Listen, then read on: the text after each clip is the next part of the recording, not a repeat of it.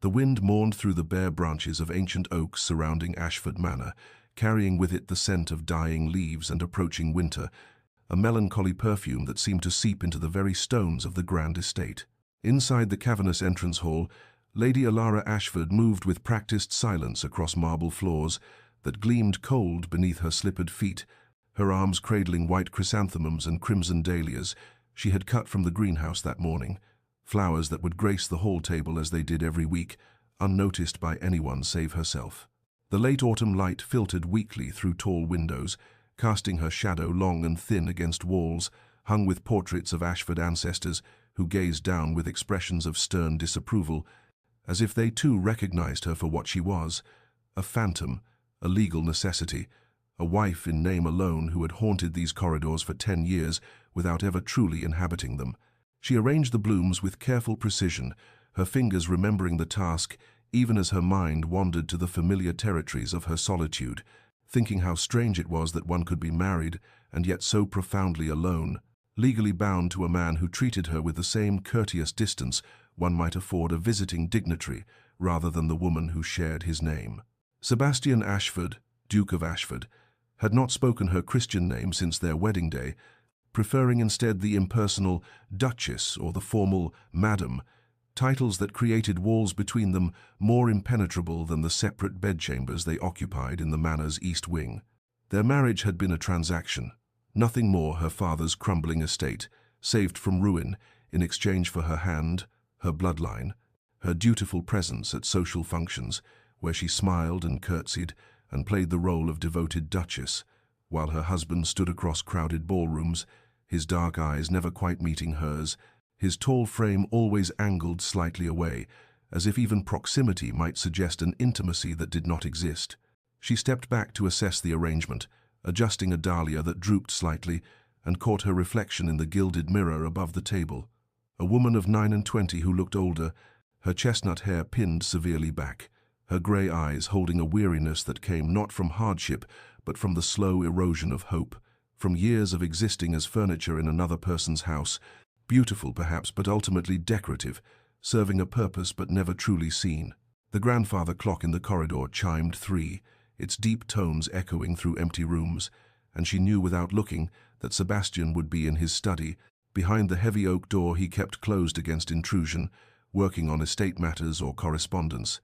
living his life in careful compartments that did not include her. But before our lover's fate is revealed, subscribe so you never miss a chapter of romance and scandal. And tell us in the comments, where are you watching from? Now, let's begin. The morning ritual had not varied in a decade, a choreography of absence so practiced it required no thought. Alara descended to the breakfast room precisely at 8, knowing she would find only her own place setting arranged at the long mahogany table, the Duke having taken his meal at 7 and retreated to his study, where he would remain until evening, and the household, moving around him like water around stone, while she moved through it like morning mist, present but insubstantial. She ate without appetite, the eggs and toast turning to ash in her mouth, as they always did when consumed in solitude, the silence broken only by the clink of silver against porcelain, and the distant sounds of servants going about their duties in other wings of the manor, lives being lived that did not intersect with hers except in the most superficial ways. After breakfast, she met with Mrs. Hartwell, the housekeeper, to discuss menus and household matters, suggestions Alara made that were received with polite nods and promptly ignored. The older woman, having served the Ashford family for 30 years and seeing no reason to defer to a duchess who held the title but not the authority, who had never been granted the keys to the household despite a decade of marriage. The library became her refuge in the afternoon hours, a room of leather and old paper where she could lose herself in novels that spoke of passion and connection, and of marriages built on something more than financial necessity, though she was always aware of Sebastian's presence behind the closed door of his adjacent study, could hear the scratch of his pen, the occasional low murmur of his voice when his man of business called, separated from her by nothing more than wood and plaster, yet utterly unreachable. Dinner brought their only interaction, a painful formality where they sat at opposite ends of the table, an expanse of polished wood between them that might as well have been an ocean, and engaged in conversation so stilted it barely qualified as communication. "I trust you are well, madam," he would inquire, his dark eyes skimming past her face, as if direct eye contact might create an intimacy he could not tolerate. "Quite well, Your Grace, and yourself?" she would reply, her voice steady despite the way her hands trembled slightly in her lap, a tremor born of proximity to the only man who had ever moved her, who continued to move her despite years of careful distance. They discussed the estate, the weather, upcoming social obligations, their words circling everything that mattered while touching nothing of substance, and she thought how strange it was that two people could share a name, a home, a legal bond recognized by church and state, yet remain such profound strangers to one another.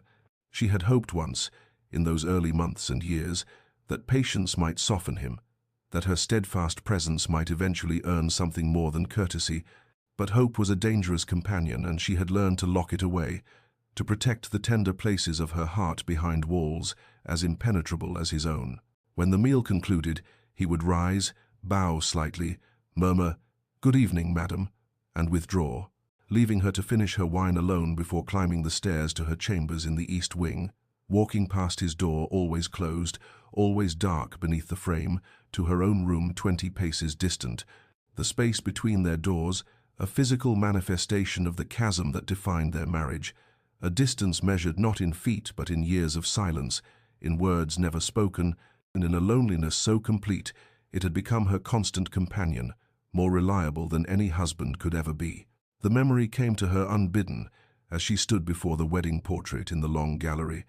a painting she rarely visited but found herself drawn to on this particular grey afternoon, when the weight of her solitude felt heavier than usual, and there she was, captured in oils 10 years younger, barely 19, with hope still visible in her painted eyes, standing beside Sebastian, who looked exactly as he did now, save for a few silver threads at his temples, both of them frozen in formal poses that captured the essence of their union. Proximity without connection, partnership without warmth. She remembered that day with painful clarity, remembered the church filled with society's elite who had come to witness the merging of two great families, though none present had been fooled into thinking this anything more than what it was, a business transaction dressed in orange blossoms and white silk. Her father had stood in the front pew, his relief so palpable she could feel it even through her veil, the weight of his debts lifted by her sacrifice, his estate saved by her agreement to become the Duchess of Ashford. And she had not begrudged him this salvation, even as she spoke vows to a man whose dark eyes remained fixed somewhere over her shoulder, who placed the ring on her finger with the clinical precision of a solicitor executing a contract. Sebastian had been 28 then, already hardened by whatever forces shaped him into the remote figure he remained,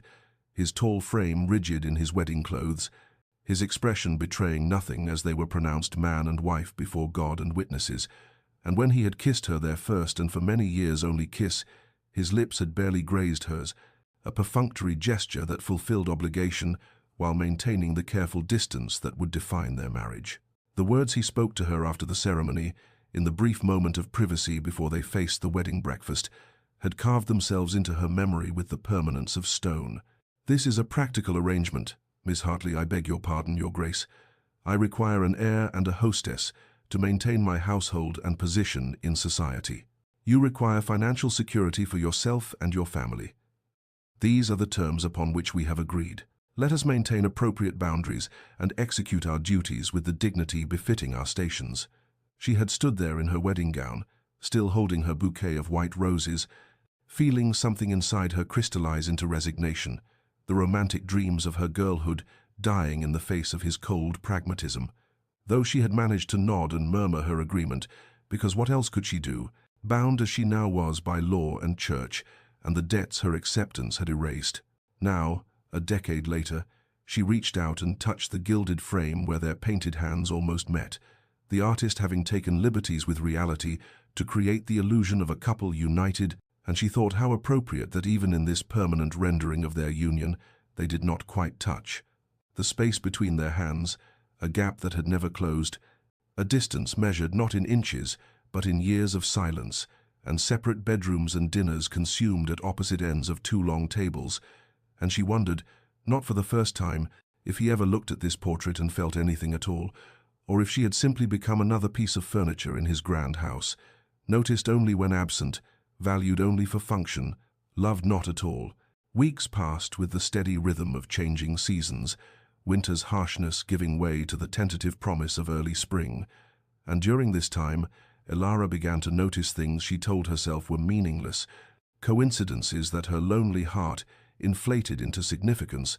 though she knew better than to trust such observations after a decade of careful disappointment. She would descend the staircase in the morning and catch his hand, pausing on the banister, when her laugh echoed from the servants' corridor, where she had shared some small jest with young Mary the housemaid, his dark head turning slightly as if to locate the source of that sound before he continued on his way without acknowledgement, and she thought it nothing until it happened again, and then again, until the pattern became undeniable even as she denied it to herself. At the dinner party they hosted for Lord and Lady Pemberton and a dozen other members of the county's elite. She felt his eyes on her as she moved through the ballroom, ensuring guests were attended to, his gaze following her progress from the refreshment table to the card room to the terrace where the gentlemen smoked. And when she glanced his way, she found him looking elsewhere, but something in his posture betrayed that his attention had only just shifted, the way a person stands when caught in observation they did not wish acknowledged. The most peculiar moment came late one evening when she retired to her chambers, following the same path she had walked for 10 years, and she heard his footsteps behind her in the corridor, heavier than usual, deliberate. And when she reached her door and glanced back, she saw him standing at his own entrance, 20 paces distant, his hand on the handle, but his body turned slightly toward her, and his expression, in the dim lamplight, unreadable but intense. And for a full minute they stood thus suspended in the hallway's shadows before he gave a slight nod and disappeared into his room, leaving her standing there with her heart pounding for reasons she could not name, or would not name for fear of being wrong. Asterisk, you are imagining things. Asterisk, she told herself firmly as she prepared for bed that night. Asterisk, 10 years of loneliness can make one see what isn't there, can transform courtesy into tenderness and coincidence into meaning. Asterisk. But the observations continued, small accumulations that built like snowfall, individually insignificant but collectively impossible to ignore, and one afternoon she sat at the pianoforte in the music room, a space she favored for its eastern light and its distance from Sebastian's study, playing a Chopin nocturne she had learned as a girl, her fingers finding the melancholy melody with ease born of repetition, and she was so lost in the music that she did not see the shadow that fell across the hallway outside, did not know that Sebastian stood there in the darkened corridor, listening with an expression on his face that would have stopped her heart had she witnessed it, a look of such naked longing and regret that it transformed his normally stern features into something vulnerable, almost broken. He had been walking past, intending to review the steward's reports in the library, when the music reached him, her music, played with a grace and feeling that spoke of inner depths he had deliberately ignored for a decade, and he found himself unable to move, unable to do anything but stand there and listen, while something in his chest tightened painfully. Asterisk, I have denied myself this. Asterisk, he thought. Asterisk denied us both this. And for what? For pride? For fear? For adherence to boundaries I myself imposed because I was too much a coward to risk vulnerability? Asterisk. The attraction he had felt from their wedding day, perhaps even before, an attraction he had ruthlessly suppressed beneath layers of duty and propriety, and the lessons his cold father had taught him about the dangers of showing one's heart, surged through him now with such force that he had to brace himself against the doorframe, and he knew in that moment that he could not continue this way, that something would have to give, though the fear that had governed him for so long still held him frozen in that hallway, listening to his wife play music that spoke of everything they were not to each other, while his hands clenched at his sides with the effort of not going to her, not crossing that threshold and disrupting the careful distance that had defined their marriage, not risking the rejection he was certain would come if she knew the true depth of his regard. And so he stood there in the shadows until the last notes faded into silence, then turned and walked away before she could discover him there, a coward still despite his moment of revelation. The storm came without warning on an afternoon in late April, when the air had grown thick with the promise of rain and the sky darkened to pewter. clouds rolling across the estate with the swiftness that characterized spring weather in the English countryside, and Ilara had sought refuge in the library, as she often did when the weather turned, settling into the window seat with a volume of poetry she had been meaning to read, the French doors to the conservatory standing open to admit what little light remained in the gloom. She was deep in a particular verse about longing and distance when the first crack of thunder shook the house, so violent that the windows rattled in their frames, and she looked up to see the trees beyond the glass, bending nearly horizontal under the force of wind that had risen from nowhere, the leaves and small branches torn free and sent spinning through the air like debris from some great explosion. And she stood quickly, moved to close the conservatory doors before the rain came, but she had barely reached them when she heard it, a sound like the world splitting open, a tremendous groaning crack followed by the shriek of wood surrendering to forces beyond its capacity to resist. The ancient elm that had stood sentinel beside the conservatory for longer than the house itself gave way, its massive trunk splintering as the wind caught it at precisely the wrong angle, and Ilara stood frozen in the doorway, watching it fall, watching tons of wood and branch arcing toward the glass structure with the terrible inevitability of disaster, time seeming to slow even as everything accelerated, and she knew with crystalline clarity that she should move, should run, but her body refused to obey, rooted to the spot by shock or fear or simple disbelief that this was happening. Then hands gripped her arms, strong and urgent, and she was pulled backward with such force that she stumbled, would have fallen if not for the body behind her, solid and protective, and she heard Sebastian's voice close to her ear saying, "Get down," as he turned her away from the windows, his arms coming around her to shield her with his own body, as the world exploded into chaos, glass shattering in a cascade of crystalline destruction, the tree crashing through the conservatory's delicate framework, with the sound of a building collapsing, rain suddenly pouring through the violated structure to drench everything within reach. They stood there, pressed together in the library doorway, his arms locked around her, her face against his chest where she could feel the rapid hammering of his heart, both of them breathing hard from shock and the nearness of catastrophe. And for a long moment neither moved, the rain and wind howling through the ruined conservatory while they remained in their protective embrace, and Ilara became aware of every point where their bodies touched, the warmth of his hands on her back, the strength in the arms that held her, the way he bent over her as if he could make himself a wall between her and harm. When she finally lifted her head to look at him, she found his face mere inches from hers, his dark eyes searching her features with an intensity that stole what little breath she had regained, and his right hand came up almost of its own volition to cup her cheek, his thumb brushing across her skin with a tenderness so at odds with the violence of the storm that she felt tears prick her eyes, and she saw something in his expression shift, something that looked like words he wanted to speak, confessions he needed to make. But then voices echoed in the corridor, the servants drawn by the crash, running to investigate, and his hand fell away. His arms released her, and he stepped back with visible effort, the formal mask descending over his features, even as his eyes betrayed that the distance cost him something.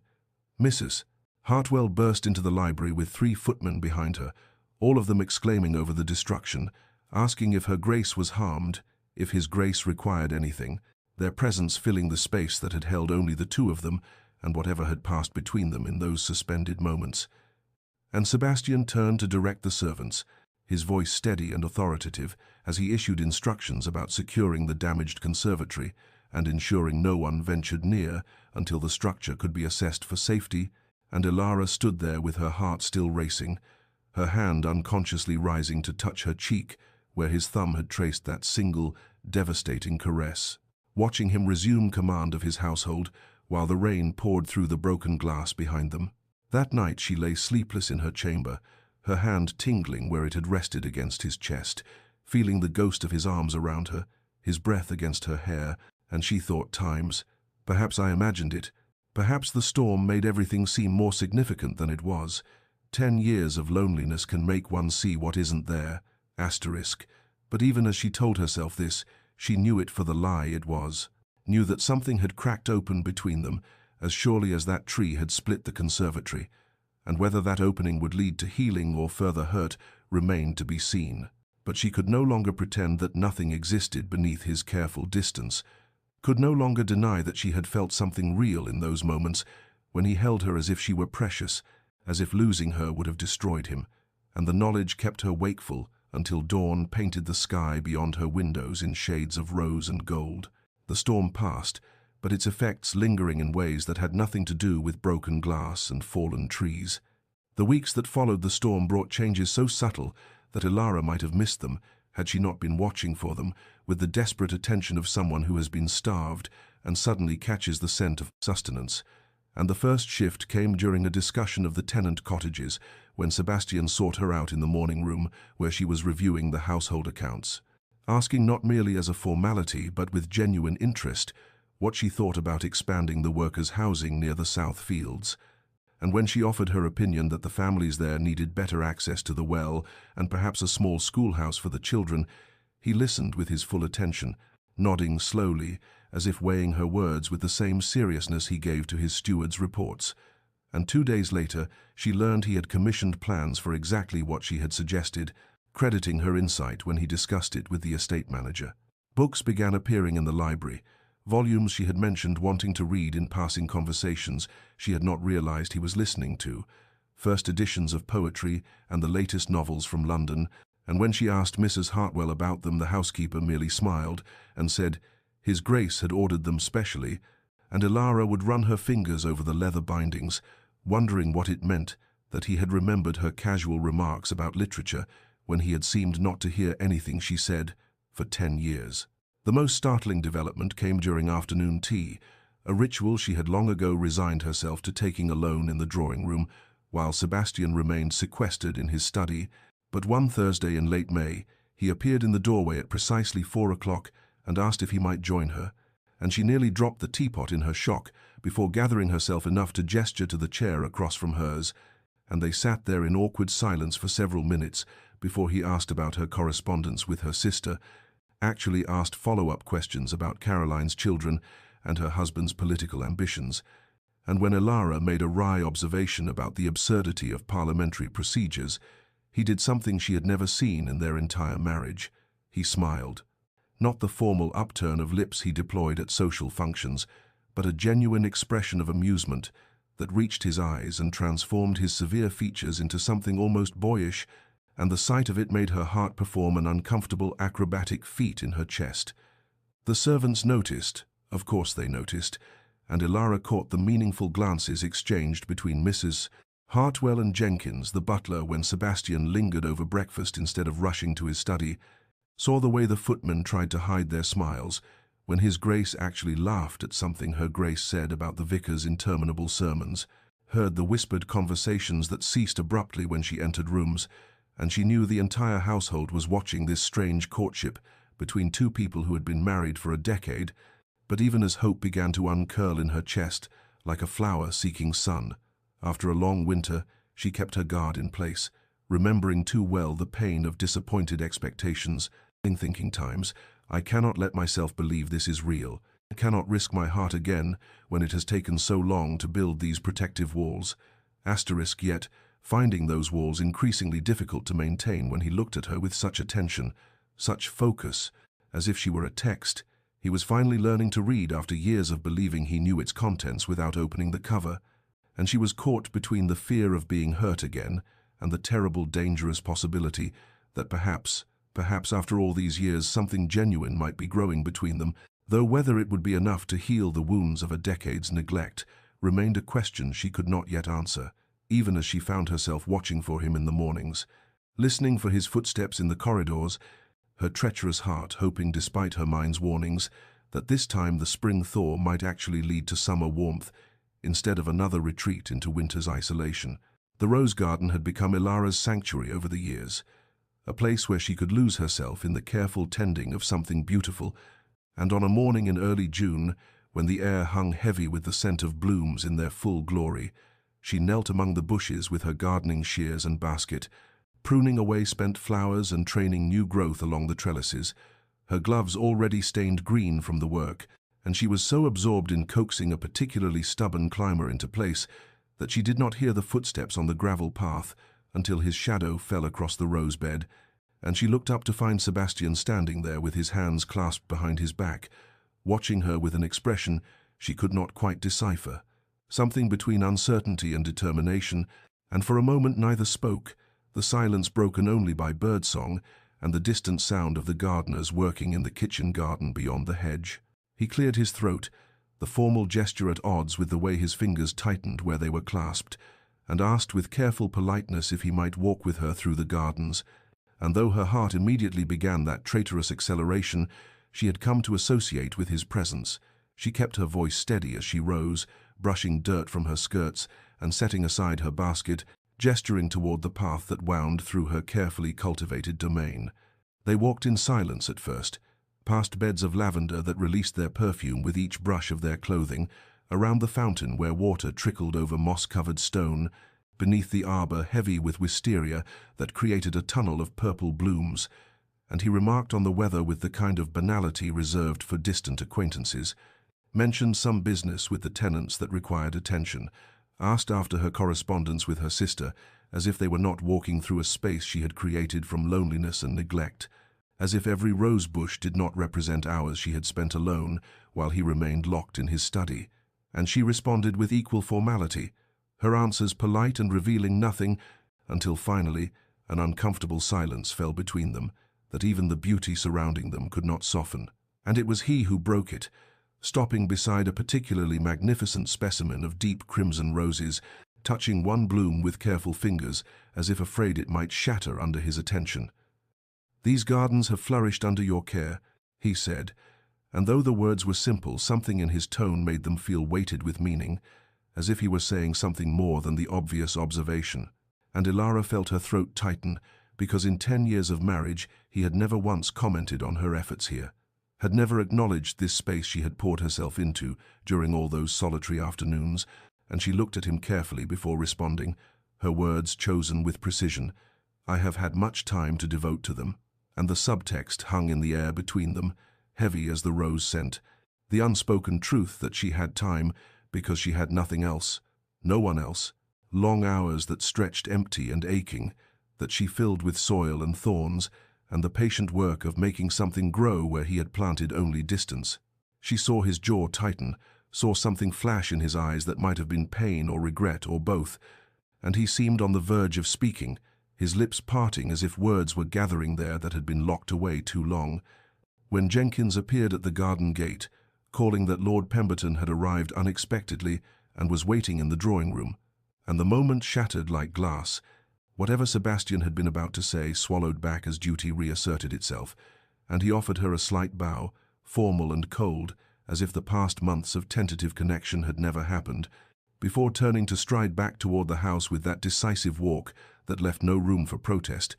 And Ilara stood alone among her roses, with her heart beating too fast, and her hands trembling slightly as she touched the crimson bloom he had caressed, thinking that she had been a fool to hope that a single compliment after a decade of silence could mean anything real, yet unable to forget the way his voice had softened when he spoke of the garden's flourishing, as if he wished he could say the same of her, as if he knew exactly how much time she had spent here, alone, and regretted every moment of it. And she remained there long after he had gone, surrounded by the beauty she had cultivated from emptiness, wondering whether she had the strength to keep hoping, or whether it would be wiser to tend only her roses and accept that some things, once neglected too long, could never truly bloom. The Marlborough Ball arrived with the heavy inevitability of summer thunder, and Ilara found herself standing in the grand ballroom surrounded by glittering chandeliers and the rustle of silk gowns, while Sebastian stood across the room, engaged in conversation with Lord Wessex and several other gentlemen, his posture as rigid and formal as always, as if the past months of tentative connection had been nothing more than her imagination, and she felt the familiar ache of invisibility settling over her shoulders like a cloak she had worn too long to ever truly shed, until Baron Frederick Ashton approached with that charming smile that had won over half the mothers in London society, and asked if she would honor him with a dance. And something reckless stirred in her chest, a defiance born of too many years spent waiting for a husband who would not see her, so she accepted his hand and let him lead her onto the floor, where they moved through a waltz with an ease that surprised her, and he made her laugh with his witty observations about the other guests, genuine laughter that bubbled up from a place she had forgotten existed. And when the music ended, he did not release her hand, but instead requested another dance, and then another, and his attention so focused and flattering that she almost forgot to guard herself against the pleasure of being noticed, of being seen as something other than a ghost, haunting the corridors of her own home. She did not see Sebastian watching from his position near the windows, did not notice how his knuckles whitened where his hand gripped his glass, how his jaw tightened with each turn she made in the Baron's arms, how his eyes tracked her movement across the floor with an intensity that made Lord Wessex pause mid-sentence and follow his gaze with raised eyebrows. And when Baron Ashton suggested during their third dance that perhaps they might take some air in the garden, that the ballroom had grown rather warm, and he had heard the Marlborough roses were particularly fine this year, Ilara hesitated only a moment before nodding, thinking, "Times, why should I not accept kindness where it is offered, when my own husband treats me as furniture *?" But before they could move toward the terrace doors, Sebastian materialized at her elbow with such sudden force that both she and the Baron stepped back in surprise, and his Grace's voice was cold as January frost when he informed Baron Ashton that the Duchess had a prior engagement, that he required her presence for introductions to several important guests, his hand closing around her arm with a possessiveness that was entirely new and shocking in its barely controlled intensity. And the Baron, reading the dangerous glint in the Duke's eyes with the wisdom of a man who knew when to retreat, bowed gracefully and withdrew, leaving Ilara standing beside her husband, with her heart pounding and confusion, warring with a strange exhilaration, because this was jealousy, unmistakable and raw, breaking through his carefully maintained facade like spring water through winter ice. The carriage ride home was thick with silence, a charged atmosphere that made the enclosed space feel suffocating, and Ilara sat as far from Sebastian as the seat would allow, watching his profile in the darkness, seeing the rigid set of his shoulders, the way his hands were clenched into fists on his thighs, the muscle jumping in his jaw as if he were physically restraining himself from speaking, and the silence stretched between them like a bridge neither knew how to cross until finally she could bear it no longer, and her voice cut through the darkness sharp with confusion and a decade of accumulated hurt. "You have never cared before how I spent my time, with whom I danced, with whom I conversed. You have treated me as if I were merely another piece of estate property to be managed from a distance. So pray tell me, Your Grace, what has changed that you suddenly find my activities worthy of your notice?" And the words hung in the air between them, a challenge and an accusation and a plea all at once, and for a long moment she thought he would not answer, would retreat behind that impenetrable wall of ducal dignity. But then his voice came low and rough, with an emotion she could not name. "I have always cared," and those 4 words fell between them like stones into still water, sending ripples through everything she thought she understood, and then silence again, the kind of silence that screams louder than any words. And when the carriage finally pulled up to Ashford Manor, they descended without speaking, and entered the house like strangers. And Ilara climbed the stairs to her chamber, with her mind churning through everything that had happened: the dancing, the almost escape to the garden, Sebastian's intervention, and his confession that he had always cared. And she stood at her window looking out over the darkened grounds, thinking that caring and loving were not the same thing, that caring could be dutiful and distant, while what she needed was something fiercer, something brave enough to break through the years of silence and say her name with tenderness. And she wondered whether his jealousy tonight had been merely possessiveness over what he considered his, or whether beneath it lay something deeper, something that might finally bridge the chasm between their separate chambers and their separate lives, though she feared hoping was the most dangerous thing she could do after so many years of learning not to. Sebastian sat alone in his study long after midnight, the fire burning low in the grate while shadows danced across the oak-panelled walls, and he held a glass of brandy. He had no intention of drinking because what he needed was clarity, not oblivion, and clarity meant confronting the truth. He had spent 10 years avoiding with every carefully maintained wall and every formal address, and every night he had stood outside her chamber door, listening to the rustle of her movements within, before forcing himself to walk away to his own cold bed. And the truth was this: he had loved her, almost from the beginning. From those early months when he had told himself his interest was merely aesthetic appreciation for her grace, from the first time he had heard her laugh with genuine joy at something one of the maids had said and felt his chest constrict with a longing so fierce it terrified him, From the morning he had found her in the library, absorbed in a volume of philosophy with such concentration that she had not heard him enter, and he had stood, watching the way. Sunlight streaming through the windows turned her hair to gold, and thinking that he had married a woman whose depth he would never deserve to plumb, because he was too much a coward to try. His father's voice echoed in his memory, cold and dismissive.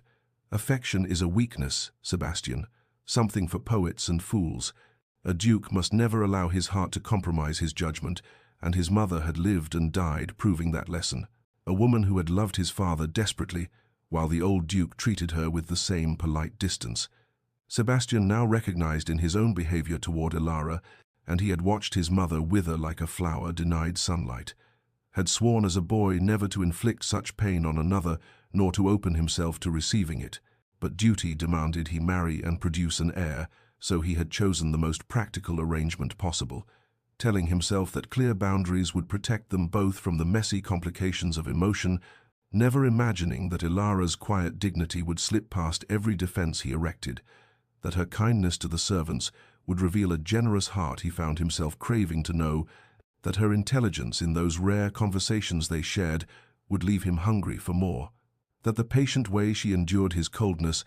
would shame him more than any recrimination could have done. He thought of specific moments that had accumulated like water drops wearing away stone. The afternoon, he had seen her reading to old Mrs. Henderson from the village, her voice gentle and her attention complete, as if nothing else in the world mattered. The evening at the Pemberton ball when she had made a witty observation about the ambassador's pomposity, and he had nearly smiled before catching himself. The morning after the storm when her hand had rested in his for those few precious seconds, and he had felt the warmth of her skin through her glove and known he was lost. Tonight, watching her laugh in Baron Ashton's arms,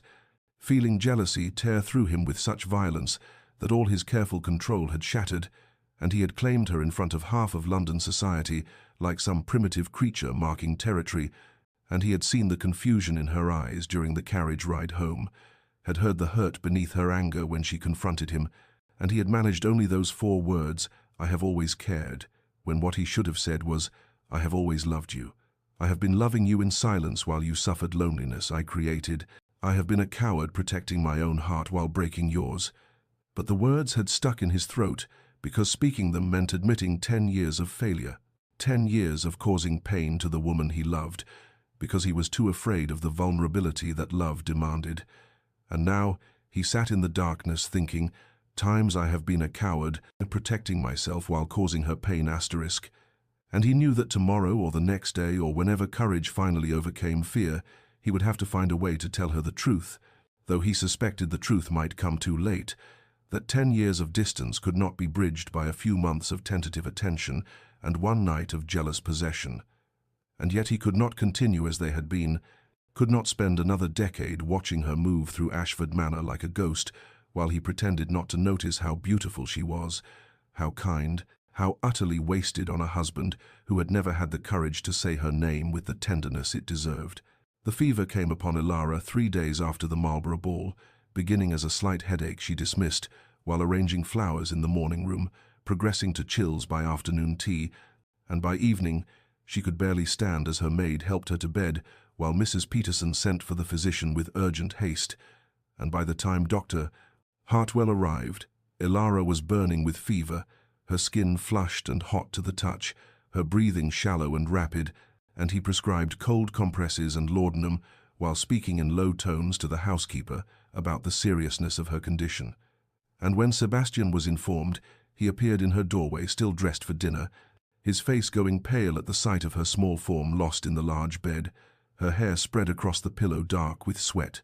and he dismissed the maid with a curt gesture and took up position in the chair beside her bed with the grim determination of a soldier manning a post he would not abandon, and for 3 days he did not leave that chair except to pace the floor when anxiety made stillness impossible, refusing food, barely sleeping, waving away the physician's assurances that these things often ran their course and that her grace was young and strong. Because Sebastian could see how fragile she looked, or how the fever consumed her until she seemed almost translucent, and he held her hand through the long nights while she drifted in and out of consciousness, sometimes calling out names he did not recognize, sometimes weeping for reasons he could not fathom,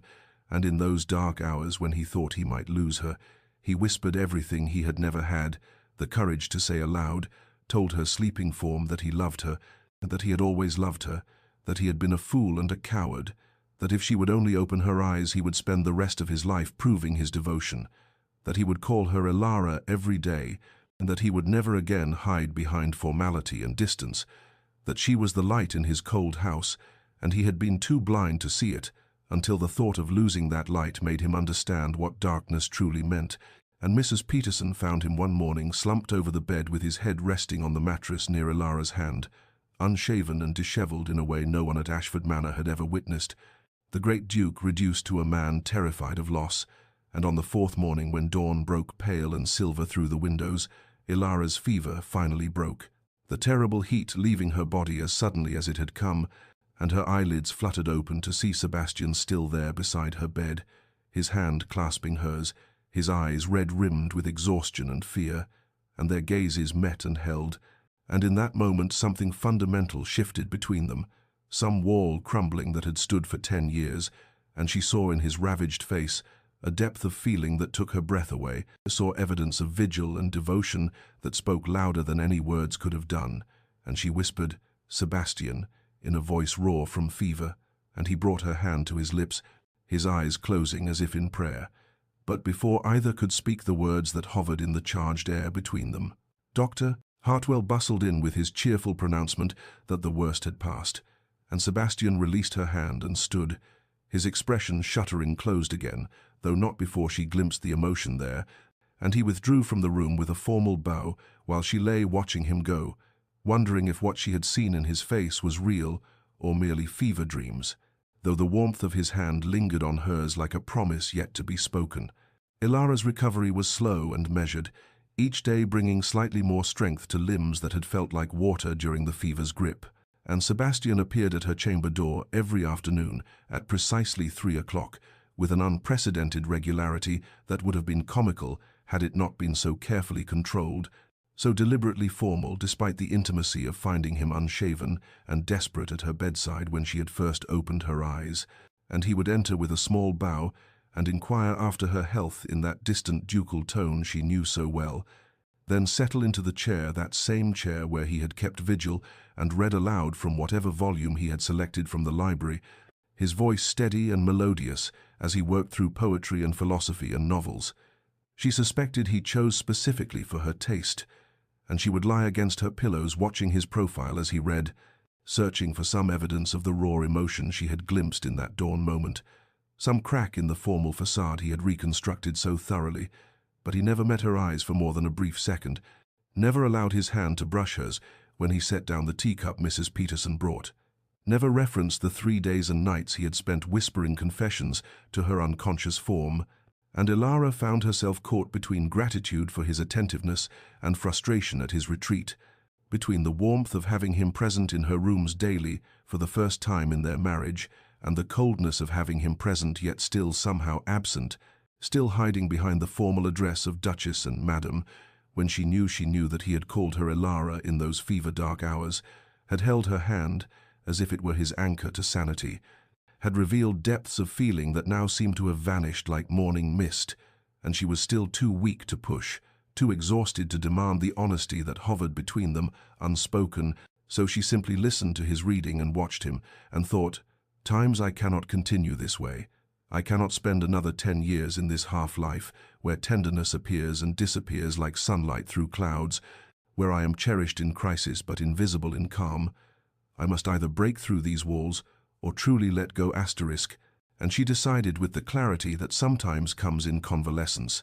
that when her strength fully returned, she would demand truth, would force the conversation he seemed determined to avoid, would ask plainly what he wanted from this marriage, because she deserved honesty, even if the answer broke her heart. And one afternoon, as he read from Wordsworth about daffodils and solitude, she interrupted him mid-stanza and said, "Sebastian," just to watch him startle at her use of his Christian name, just to see his eyes finally meet hers with something like alarm, and she said, "Thank you for staying with me during the fever. Mrs. Peterson told me you never left."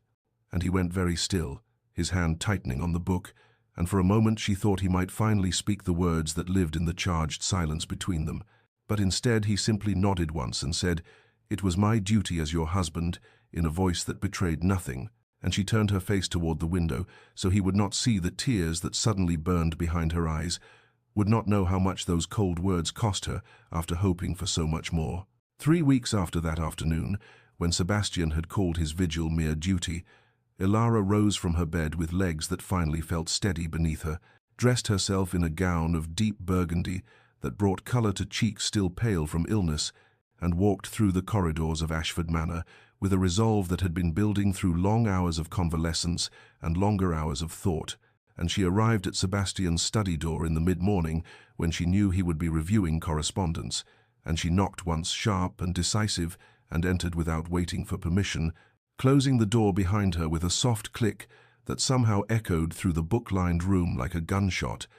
and Sebastian looked up from his desk with surprise evident in the widening of his eyes, because in 10 years of marriage she had never entered his private study uninvited, had never breached this particular sanctuary of his carefully constructed distance, and he rose immediately with ingrained courtesy and said, "Duchess, you should not be out of bed, doctor." Hartwell said, "You require more rest," but she raised one hand to silence him and moved to stand before his desk with her spine straight and her chin lifted in a way that reminded him suddenly of the girl she had been on their wedding day before resignation had taught her to make herself small and unobtrusive,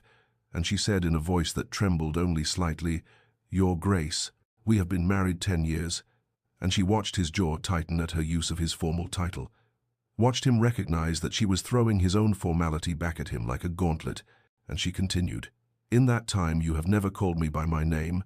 you have maintained absolute distance even as you share my home and my title and my life, and yet recent weeks have suggested something different. Your vigil during my illness, your daily visits, your reading, to me, as though I was someone you actually cared to spend time with, and I cannot continue in this state of uncertainty. I cannot live in this half-existence where tenderness appears and vanishes like morning fog,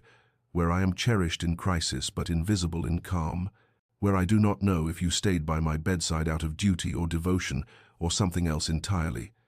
And her voice grew stronger as she spoke, 10 years of silence finding its voice at last. And she said, "I deserve honesty," Sebastian, using his Christian name deliberately, watching him flinch as though she had struck him. And she finished, "What do you want from this marriage?" And the question hung in the air between them like something living and dangerous. And Sebastian stood frozen behind his desk, with his hands gripping the edge of the mahogany surface so tightly his knuckles showed white, and she could see him struggling with some internal battle, could see the careful walls he had constructed around himself beginning to crack under the weight of her direct confrontation, and for a long moment he said nothing, while the clock on the mantel ticked away, seconds that felt like hours, and then his mouth opened as though to speak, but no words emerged, and she waited with her heart pounding so hard she thought he must surely hear it, waited for him to finally tell her the truth that would either break her heart completely or begin to mend it. Sebastian stood frozen for a moment longer, then moved with sudden decision away from his desk toward the tall windows that overlooked the east gardens, where morning light spilled across manicured lawns, still wet with dew, and he turned his back to her because it was easier to speak without her eyes upon him, easier to crack open the armor he had worn for so long if he did not have to witness her reaction to each painful revelation, and his voice when it came was lower than usual, rougher, as though the words themselves scraped against his throat on their way out, and he said, "My father was the 4th Duke of Ashford, a man of impeccable reputation and absolute coldness, and he taught me from the time I could understand language that emotion was weakness, that a duke must never show vulnerability. That sentiment was for lesser men who had the luxury of insignificance," and Sebastian's hands clasped behind his back in a posture of rigid control, even as his voice betrayed the cost of maintaining that control for so many years, and he continued, "When I married you, I believed I was doing the honorable thing. Your father needed salvation from debt. I needed a duchess of appropriate birth and breeding. It was a practical arrangement that benefited both families, and I told myself that maintaining distance was the kindest approach, that it would spare you the burden of expectations I could not meet, spare you disappointment in a husband who had been trained since childhood to offer nothing of his heart. and he paused, his reflection ghostly in the window glass. And when he spoke again, his voice had dropped to barely above a whisper. "I thought I was protecting you from the coldness I had inherited like a family heirloom. I thought keeping formal boundaries meant I was being honest about the limitations of what I could offer. I thought sparing you the burden of my regard was a form of kindness, when in truth it was only cowardice dressed in the costume of honor." And the words hung in the air between them like confession and accusation both, and Sebastian drew a breath that seemed to cost him something vital, and said, "I was wrong." And the admission was stark and simple and devastating, and he turned from the window at last to face her, his expression stripped of its usual careful neutrality, his eyes meeting hers with something raw and undefended, and he said, "I have been wrong for 10 years, Ilara, wrong about what honor required, wrong about what kindness meant, wrong about everything except the one truth I was too afraid to speak." But before he could continue, before he could finally say the words that pressed against his chest like a physical weight,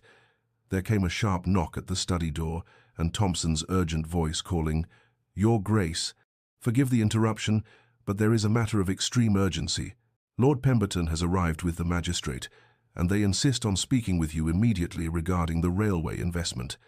And Sebastian closed his eyes briefly, as though in pain, and when he opened them, Ilara could see the moment when he retreated back behind his walls, could see him reaching for the familiar armor of ducal authority, even as something in his expression begged her to wait, to give him time to finish what he had only just begun. Lord Pemberton proved to be merely the messenger of catastrophe, for behind him came Mr. Blackwell, the family solicitor, bearing ledgers and documents that painted a picture of systematic betrayal, and within the hour Sebastian's study had transformed into a war room where men in dark suits spoke in hushed, urgent tones about railway investments gone disastrously wrong, and a business partner named Cornelius Thorne, who had, it seemed, been systematically embezzling funds from the Ashford estate for the better part of 3 years, using Sebastian's name and reputation to secure loans that had never been invested as promised, but had instead disappeared into Thorne's private accounts, and the scope of the theft was staggering nearly £30,000, enough to threaten the solvency of the entire estate, enough to destroy the Ashford name that had stood unblemished for generations. And Ilara had withdrawn from the study when the men arrived, retreating to the drawing room, where she sat with hands folded in her lap and listened to the muffled voices rising and falling beyond the oak door, and she understood that whatever confession Sebastian had been about to make, whatever truth had been trembling on his lips, had been swallowed by this new crisis, postponed indefinitely by the demands of duty and disaster, and as the days unfolded, she watched him retreat completely into the role of Duke, saw him become once again the distant formal figure she had known for a decade, except now there was a haggardness to his features, a shadow beneath his eyes that spoke of sleepless nights and impossible choices, and he took his meals in his study, worked through the night reviewing accounts and meeting with solicitors and magistrates, barely emerged, except to receive more bad news or issue more instructions, and Ilara found herself wandering the corridors of Ashford Manor like a ghost again, invisible and unnecessary, except this time the invisibility chafed differently, because she had tasted the possibility of something more, and now watched it slip away beneath the weight of scandal and ruin, and she knew she should leave him to his crisis, knew she had no place in the masculine world of finance and law, knew her presence would only be a distraction. But on the 4th night, when she passed his study at 2 in the morning and saw lamplight still burning beneath the door, she could not simply walk past, and she entered without knocking to find him slumped over his desk, surrounded by ledgers and legal documents, his head in his hands,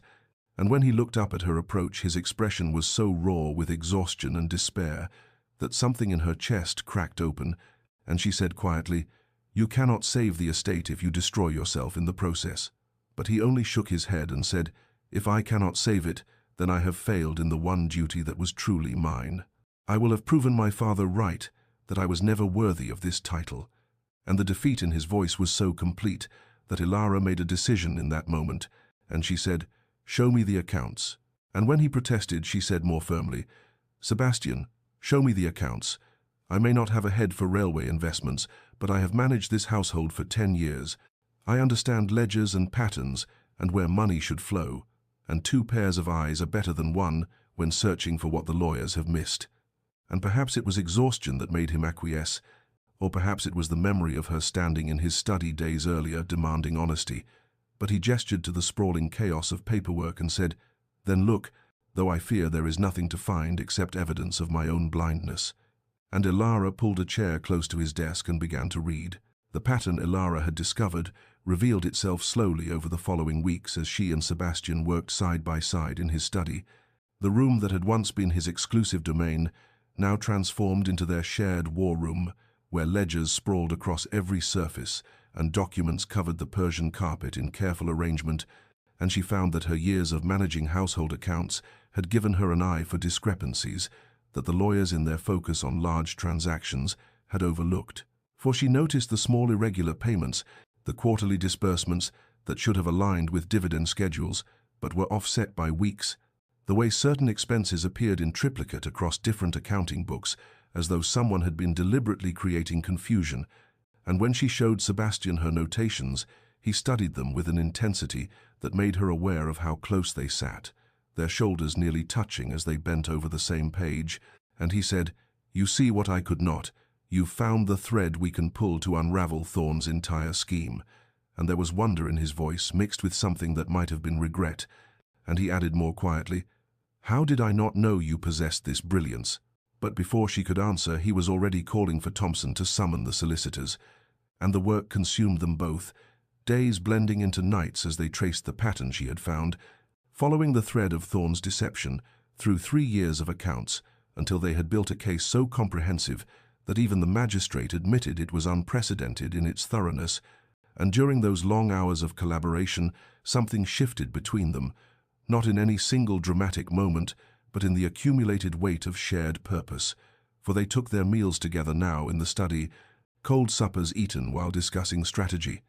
And Sebastian began asking her opinion not from politeness, but from genuine respect, would pause in his pacing to hear her thoughts on which approach might convince the railway board or how to phrase a particular letter to investors.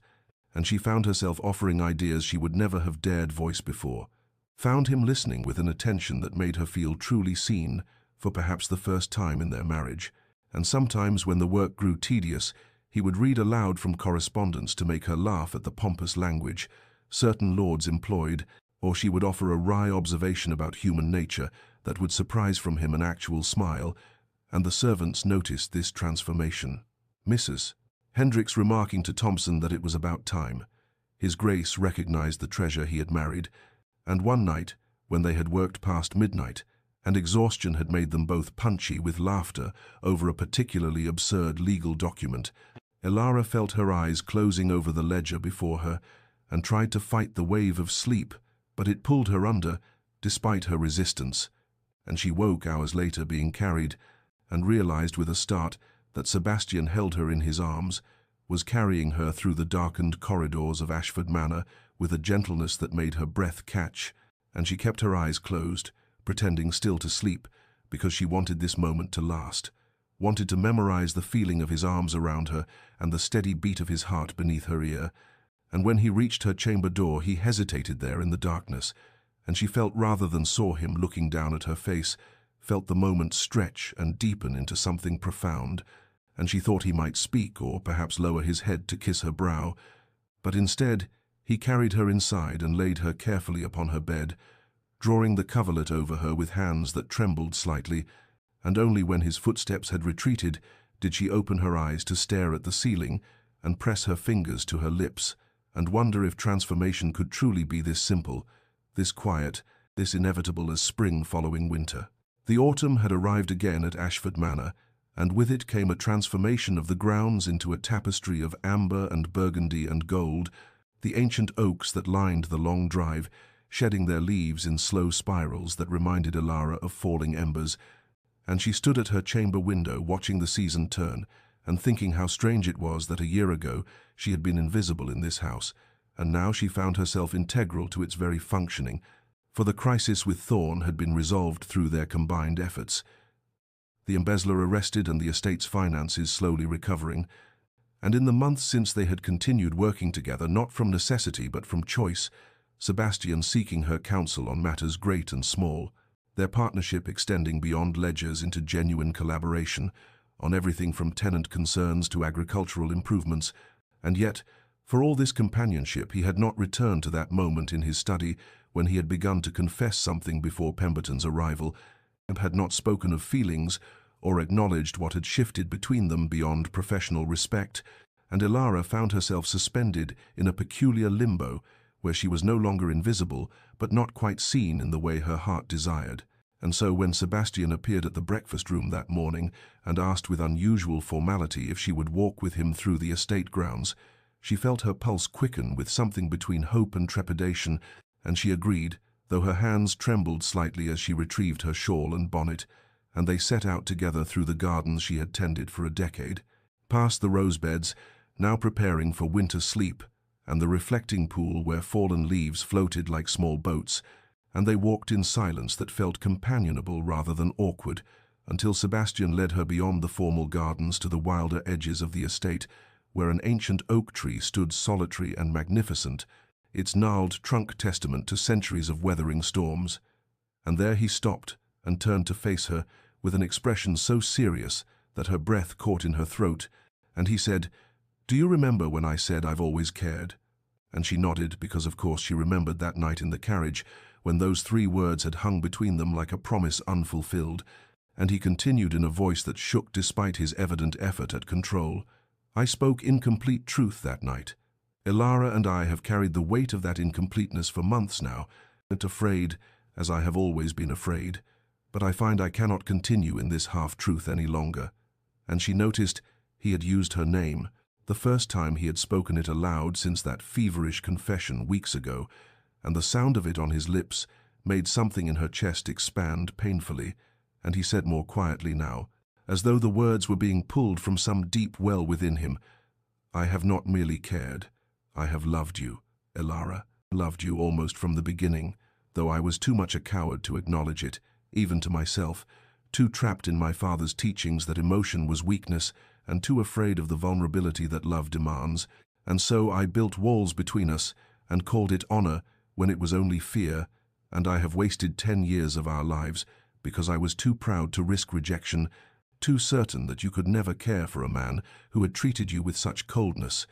And the confession hung in the autumn air between them, while leaves continued their gentle descent around them like benediction. Ilara stood beneath the ancient oak with Sebastian's confession still hanging in the autumn air between them,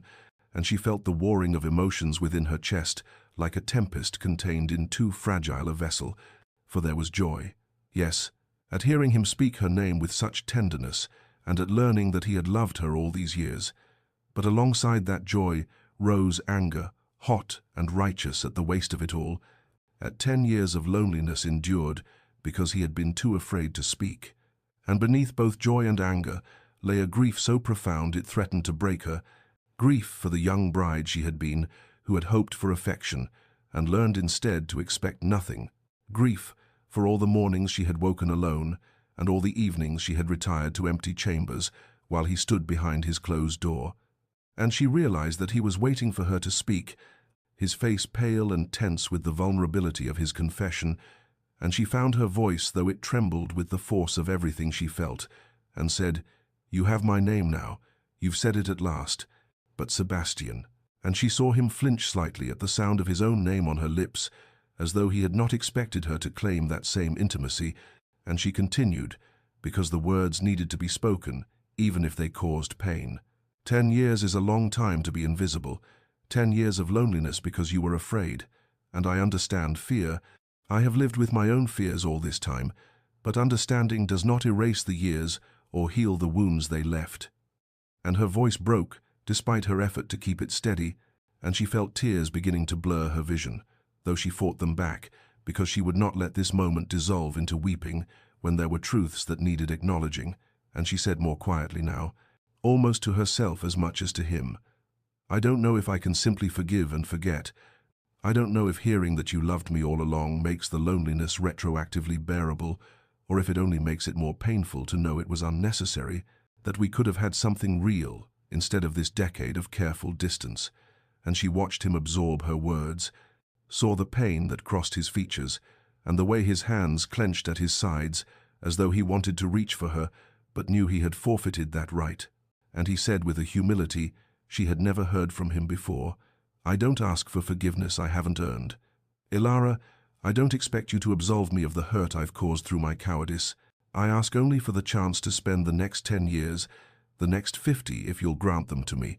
proving that my love is real and not merely words spoken too late." And there was such naked honesty in his voice, such complete absence of the pride that had always armored him, that she felt something shift within her own guarded heart. Not forgiveness, perhaps, not yet, but the possibility of it, the recognition that transformation required not just confession, but time and patience, and the slow rebuilding of trust that had never truly existed between them. Winter arrived at Ashford Manor with its customary severity, the grounds transforming beneath blankets of snow that softened the hard edges of the landscape and muffled sound until the world seemed wrapped in contemplative silence. And in this season of quietude, Elara and Sebastian began the slow, careful work of building something they had never possessed in 11 years of marriage. Not passion or grand romance, but something perhaps more essential, the foundation of genuine friendship upon which love might eventually rest, secure. And they did not rush toward intimacy, but instead took tentative steps like travelers learning unfamiliar terrain, beginning with breakfast together each morning in the smaller dining room rather than the formal hall, where Sebastian would ask about her plans for the day and actually listen to her answers rather than offering the polite half-attention that had characterized their previous exchanges. And she found herself sharing thoughts she had kept private for years, her concerns about the tenant families struggling through the harsh winter, her ideas for improving the estate's charitable works, her observations about literature and music, and the small philosophical wonderings that had occupied her solitary hours. And he valued her input not with patronizing indulgence, but with genuine respect, often asking her to elaborate or offering his own perspectives that revealed depths she had not suspected beneath his formal exterior. And they discovered shared interests that surprised them both, a mutual love of poetry, particularly the metaphysical poets, whose complex imagery spoke to both their natures, an appreciation for chamber music that led to evenings in the music room where she would play while he turned pages, a commitment to social reform that had them debating late into the night about tenant welfare and workers' rights and the responsibilities of their class. And gradually small touches became natural between them, his hand settling briefly at her back as they walked through the portrait gallery, her fingers brushing his when she passed him his coffee cup. Moments of physical contact that no longer carried the electric shock of novelty, but instead the gentle warmth of growing comfort. And one snowy evening when the wind howled against the manor's windows and the fire burned low in the library hearth, Sebastian settled into the chair beside hers and began reading poetry aloud, his voice low and measured as he worked through Donne's verses while she sat with her embroidery, creating a scene of such peaceful domesticity that Elara felt something in her chest expand with tentative joy,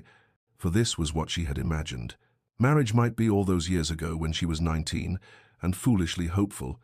This companionship and quiet sharing of space, and she realized that her guarded heart was slowly, carefully opening, despite her efforts to protect it, that forgiveness was creeping in, not as a conscious decision, but as the natural result of his consistent presence and evident effort, his patience in not demanding more than she could give, his willingness to earn rather than expect her trust. And when he glanced up from his reading to find her watching him, and smiled with a tenderness that transformed his usually stern features, she thought perhaps healing was possible after all. Perhaps the next 10 years could indeed be different from the previous decade.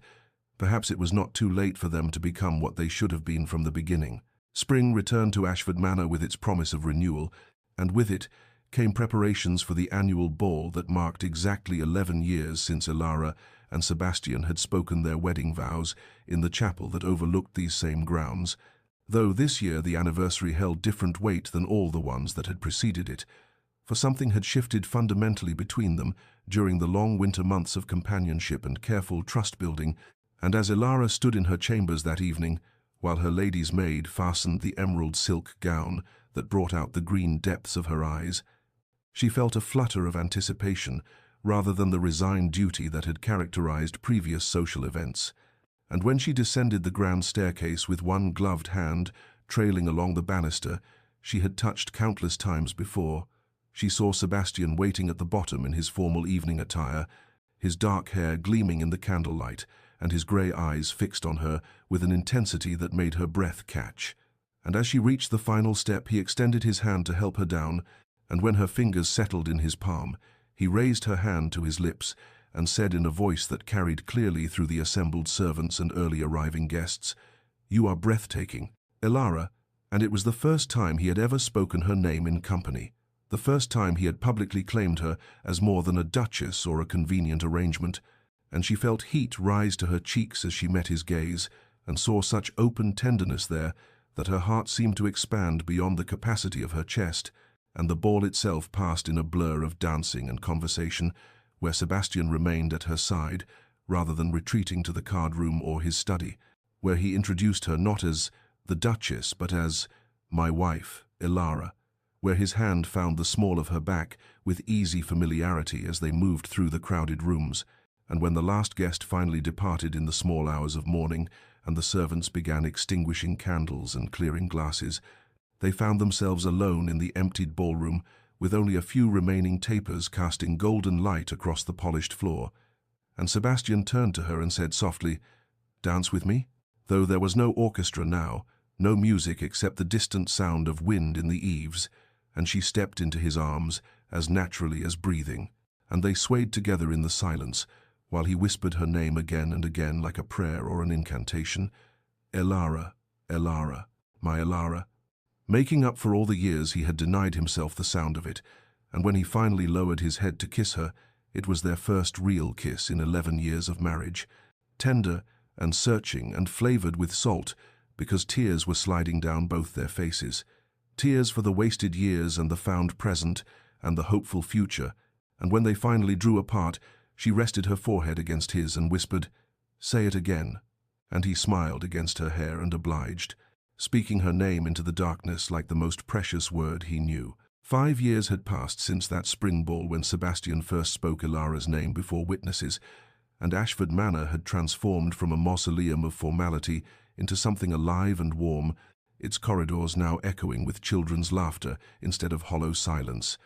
And on this particular autumn morning, Elara woke to sunlight streaming through windows she now shared with her husband, his arm draped across her waist in sleep, and she studied his face in repose, thinking how the stern lines had softened over these years of happiness, how he smiled more readily now, how the grey eyes that once regarded her with polite distance now lit with unmistakable devotion whenever they found her across a room, and when he stirred and opened those eyes and murmured,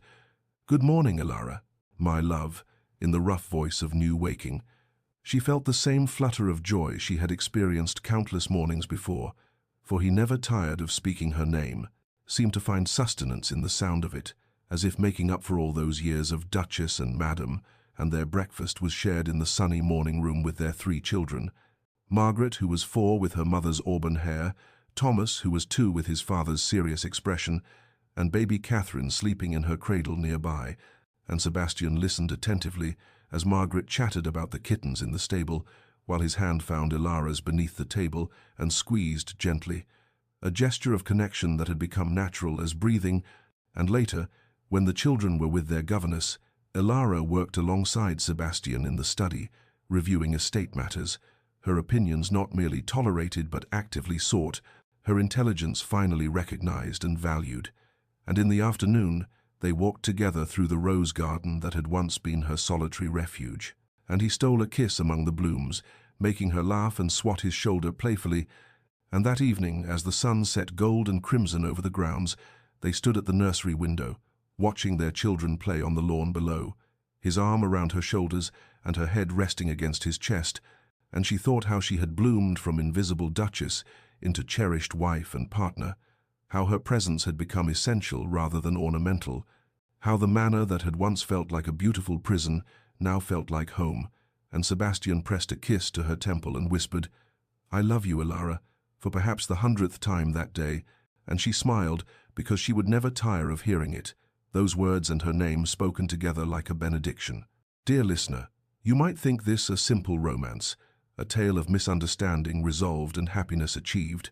but it speaks to a deeper truth that resonates beyond the walls of Ashford Manor and the particular lives of a duke and duchess in the English countryside. For how many of us remain invisible because someone lacks the courage to truly see us? How many of us build walls from fear only to discover that vulnerability is not weakness, but the greatest strength? How many precious years do we waste protecting ourselves from the very connection our hearts most desperately need?